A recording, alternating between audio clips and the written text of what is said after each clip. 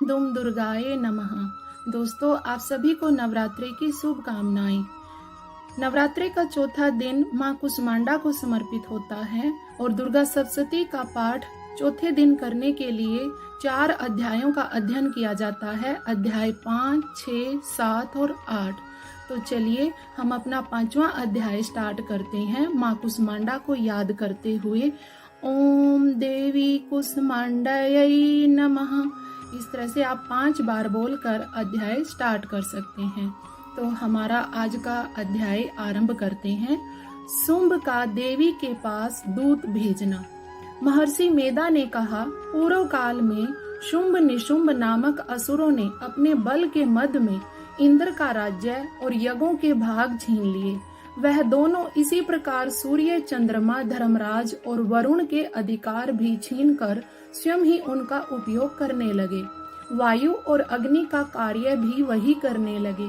इसके पश्चात उन्होंने जिन देवताओं का राज्य छीना था उनको अपने अपने स्थान से निकाल दिया। इस तरह से अधिकार छीने हुए तथा दैत्यों द्वारा निकाले हुए देवता अपराजिता देवी का स्मरण करने लगे। देवताओं को याद था कि देवी ने हमको वर दिया था कि मैं तुम्हारी संपूर्ण विपत्तियों को नष्ट करके रक्षा करूंगी। ऐसा विचार कर सब देवता हिमालय पर गए और भगवती विष्णु माया की स्तुति करने लगे।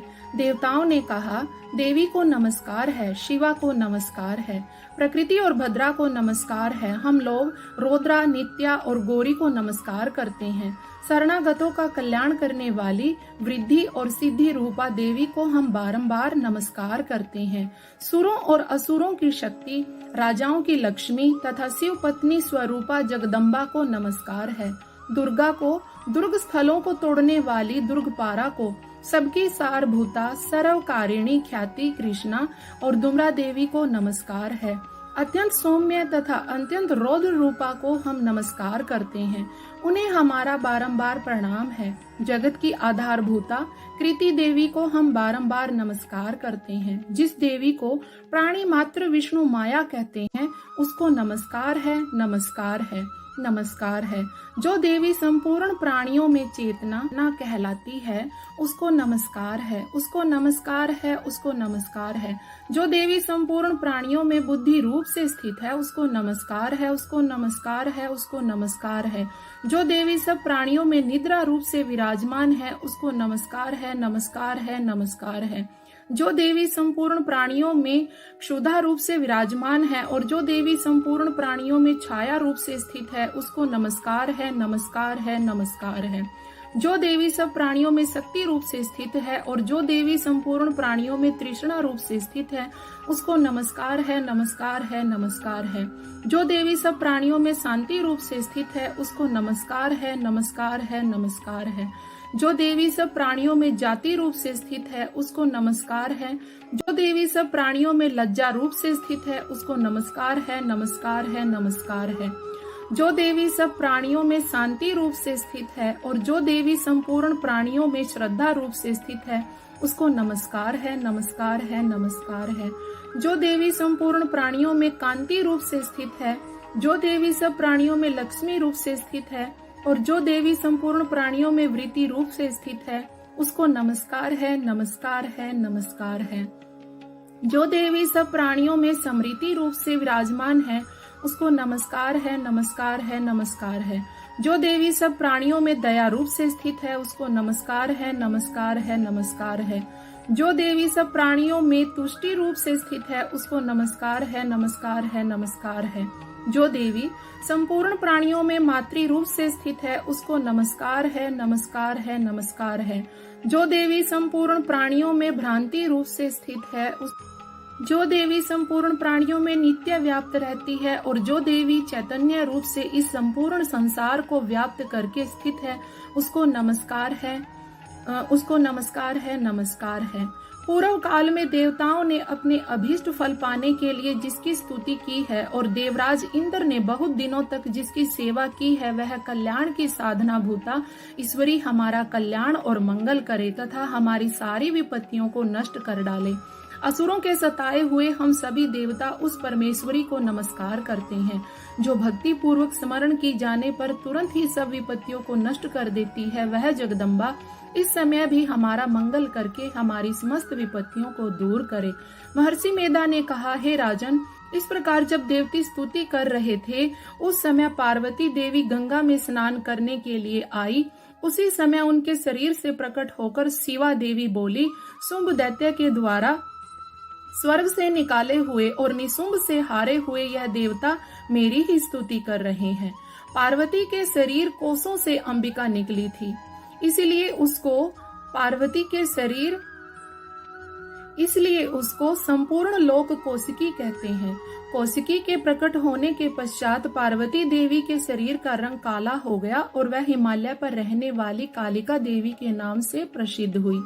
तदनुसार शुंभ और निशुंभ के दूत चंड और मुंड वहां आए। उन्होंने परम मनोहर रूप वाली अंबिका देवी को देखा। चंड और मुंड शुंभ के पास जाकर बोले, महाराज, एक अत्यंत सुंदर स्त्री हिमालय को प्रकाशित कर रही है। वैसा रंग रूप आज तक हमने किसी स्त्री में नहीं देखा। हे असुरेश्वर, आप यह पता लगाएं कि वह कौन है और उसको ग्रहण कर ले। वह स्त्री स्त्रियों में रतन है। वह अपनी कांति से 10 दिशाओं को प्रकाशित करती हुई वहां स्थित है, इसीलिए आपका उसको देखना उचित है। हे प्रभु, तीनों लोकों के हाथी, घोड़े और मणि इत्यादि जितने रतन हैं वे सब इस समय आपके घर में शोभायमान है।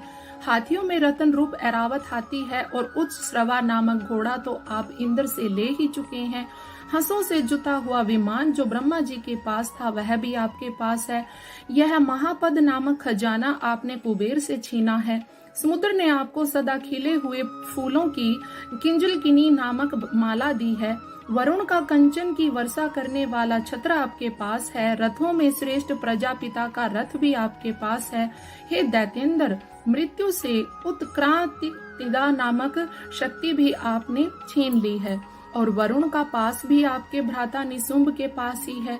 समुद्र में पैदा होने वाले सब प्रकार के रत्न भी आपके भ्राता निशुंभ के अधिकार में है और जो अग्नि में न जल सके ऐसे 2 वस्त्र भी अग्निदेव ने आपको दिए हैं। हे दैत्याराज, इस प्रकार रत्न रूपी सभी वस्तुएं आप संग्रह कर चुके हैं, तो फिर यह कल्याणमयी स्त्रियों में रतन रूप अनुपम स्त्री आप क्यों नहीं ग्रहण करते? चंड मुंड के ये वचन सुनकर शुंभ ने विचारा कि सुग्रीव को अपना दूत बनाकर देवी के पास भेजा जाए। सुग्रीव को उसने सब कुछ समझा दिया और कहा, वहां जाकर तुम उसको अच्छी तरह से समझाना और ऐसा उपाय करना जिससे वह प्रसन्न होकर तुरंत मेरे पास चली आए। दूत सुग्रीव हिमालय पर्वत के उस रमणीय भाग में पहुंचा जहां देवी रहती थी। दूत ने कहा, हे देवी, दैत्यों का राजा शुंभ जो इस समय तीनों लोकों का स्वामी है, मैं उसका दूत हूँ और यहाँ तुम्हारे पास आया हूँ। संपूर्ण देवता उसकी आज्ञा एक स्वर में मानते हैं। अब जो उसने कहला भेजा है वह सुनो। उसने कहा है, इस समय संपूर्ण त्रिलोकी मेरे वश में है और संपूर्ण यज्ञों के भागों को पृथक पृथक मैं ही लेता हूँ। तीनों लोकों में जितने श्रेष्ठ रतन हैं वे सब मेरे पास हैं। देवराज इंद्र का वाहन ऐरावत मेरे पास है जो मैंने उससे छीन लिया है। उच्च श्रवा नामक घोड़ा जो क्षीर सागर मंथन करने से प्रकट हुआ था उसे देवताओं ने मुझे समर्पित किया है। हे सुंदरी, इनके अतिरिक्त और भी जो रत्नाभूषण व अन्य पदार्थ देवताओं के पास थे वे सब मेरे पास हैं। हे देवी, मैं तुम्हें संसार की स्त्रियों में रत्न मानता हूँ क्योंकि रत्नों का उपभोग करने वाला मैं ही हूँ। अतः हे चंचल कटाक्षों वाली सुंदर, अब यह मैं तुझ पर छोड़ता हूँ कि तुम मेरे या मेरे भाई महापराक्रमी निशुंभ की सेवा में आ जाएं। यदि मुझे वरेगी तो मुझे अतुल महान ऐश्वर्य की प्राप्ति होगी। अतः तुम अपनी बुद्धि से यह विचार कर मेरे पास चली आओ। महर्षि मेधा ने कहा, दूत के ऐसा करने पर संपूर्ण जगत का कल्याण करने वाली भगवती दुर्गा मन ही मन मुस्कुराई और इस प्रकार कहने लगी। देवी ने कहा, हे दूत, वह जो कुछ कह रहा है वह सत्य है और इसमें किंचित मात्र भी झूठ नहीं है। शुंभ इस समय तीनों लोकों का स्वामी है और निशुंभ भी महापराक्रमी है, परंतु मैं जो प्रतिज्ञा कर चुकी हूँ उसे मैं कैसे झुठला सकती हूँ? मैंने जो प्रतिज्ञा की है उसे सुन।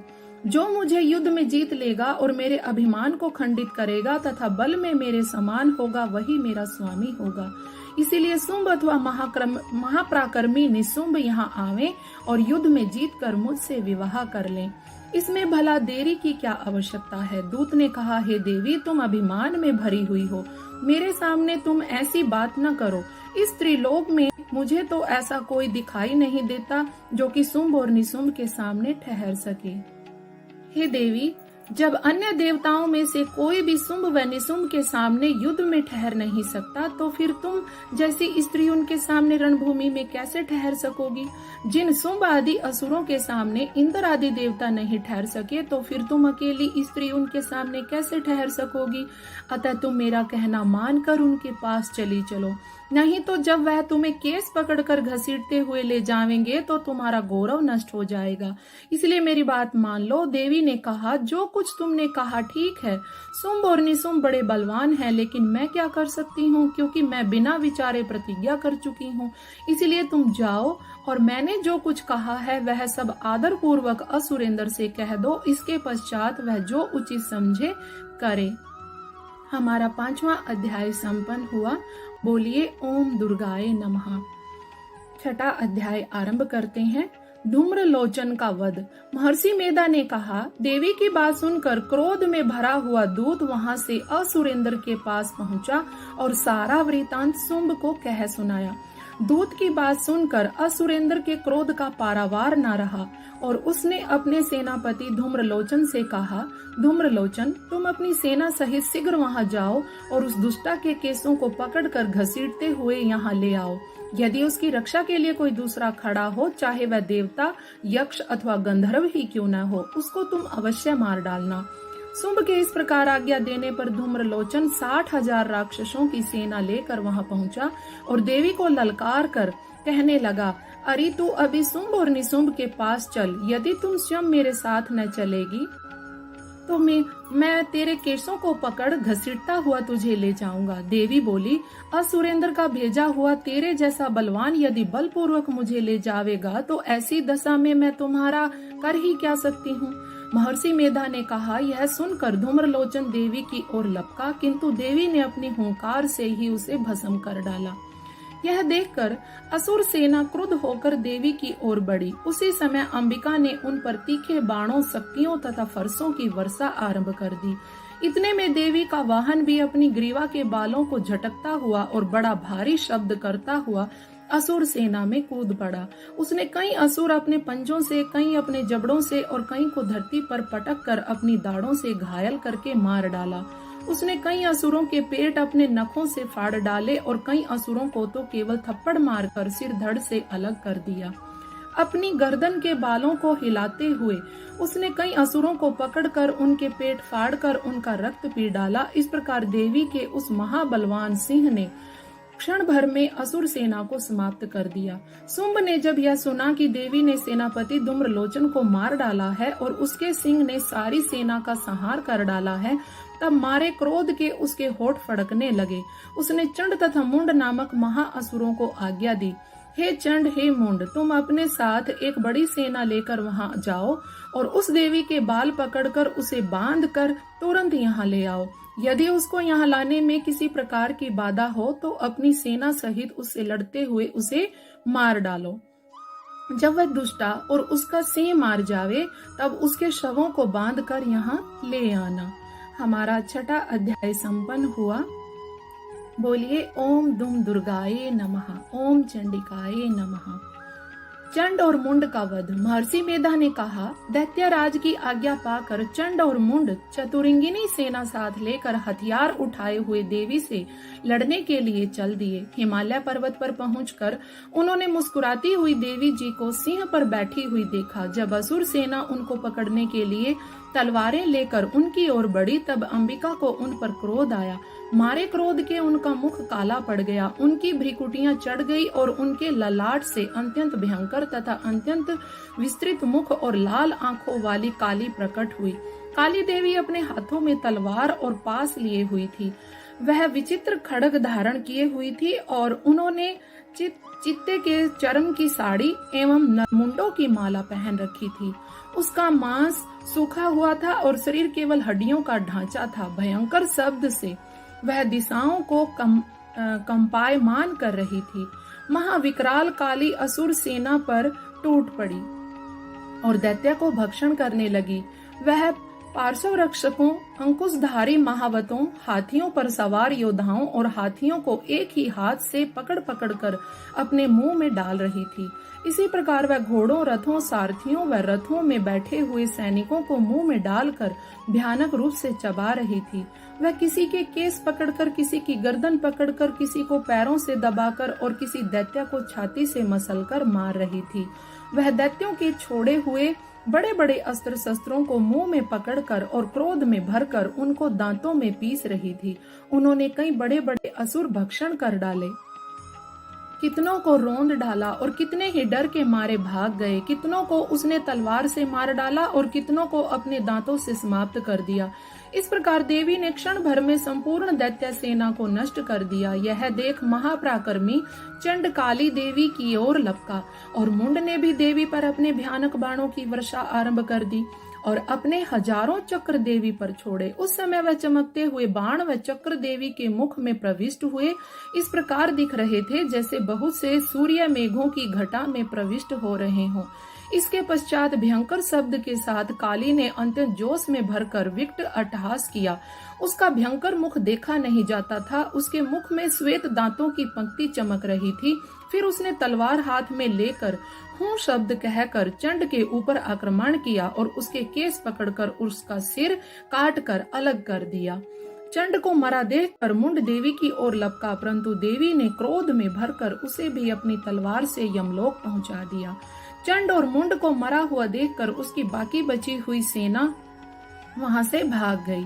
इसके पश्चात काली चंड और मुंड के कटे हुए सिरों को लेकर चंडिका के पास गई और प्रचंड अट्टहास के साथ कहने लगी, हे देवी, चंड और मुंड दो महादैत्यों को मारकर तुम्हारी भेंट कर दिया है।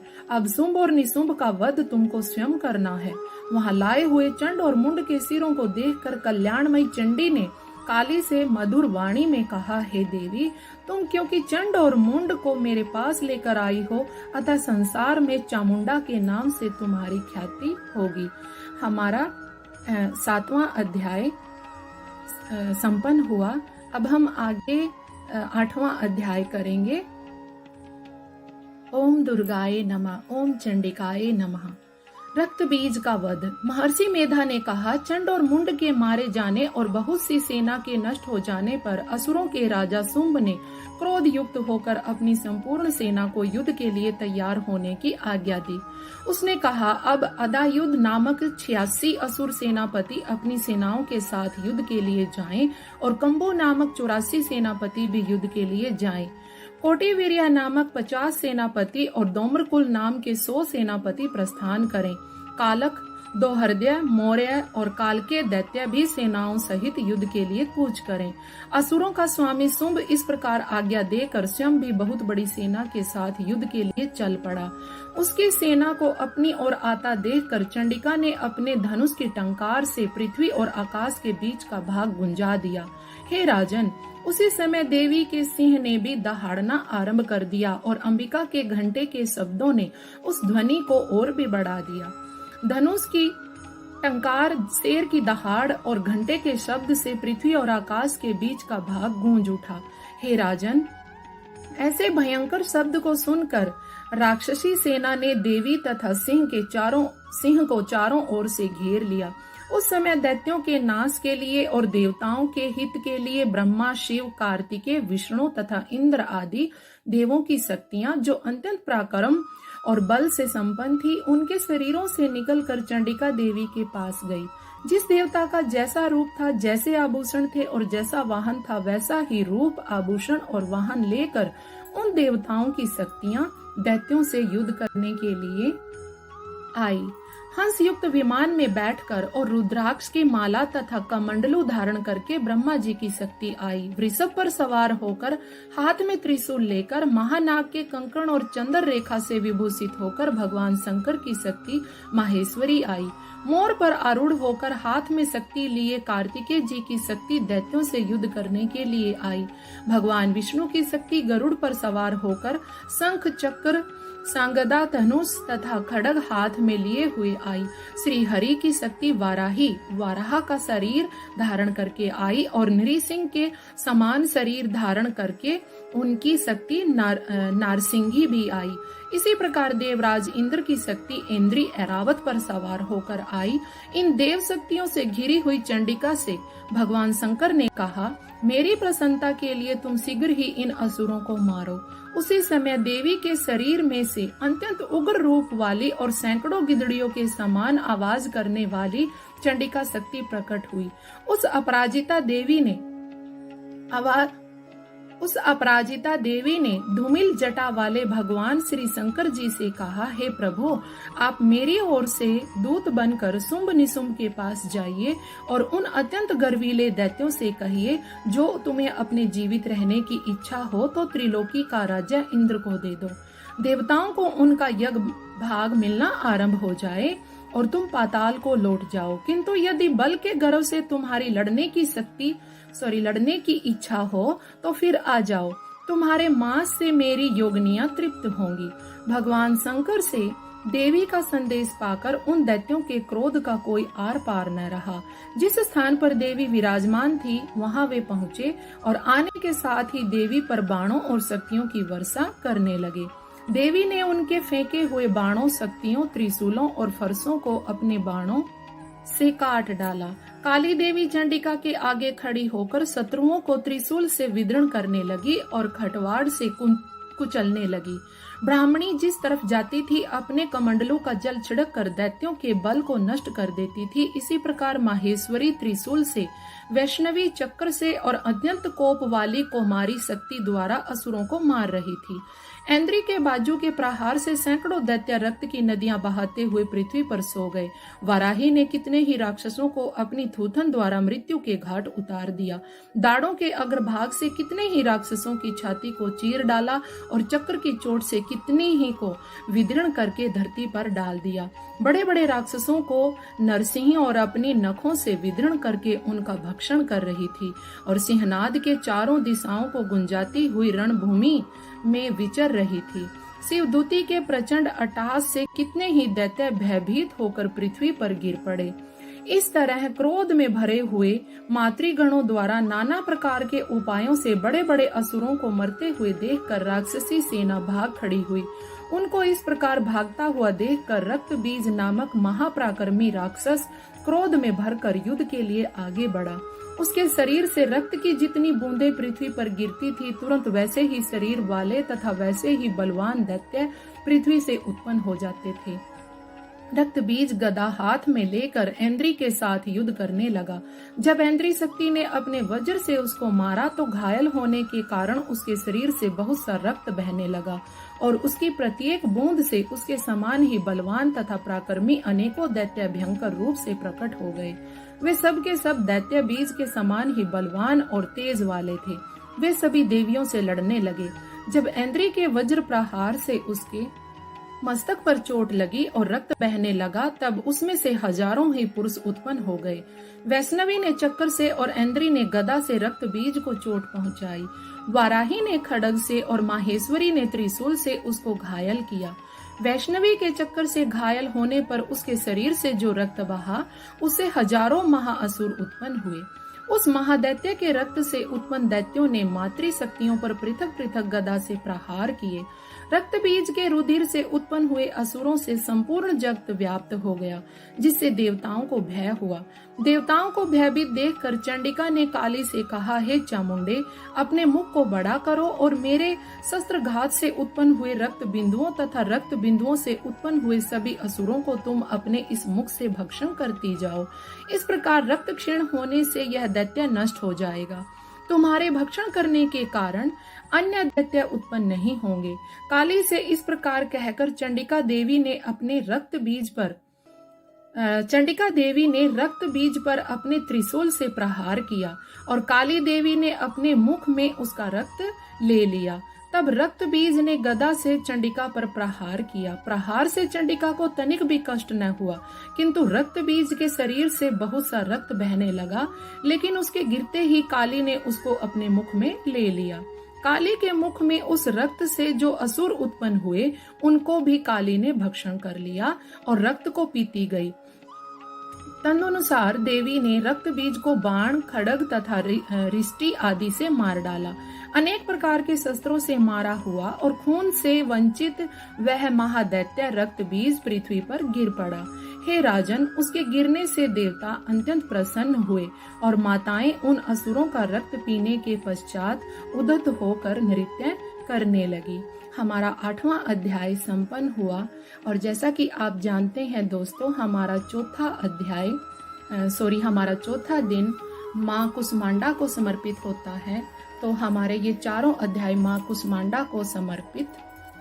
मेरे साथ बोलिए, जय माँ कुसमांडा, जय माँ दुर्गा, जय माँ भवानी।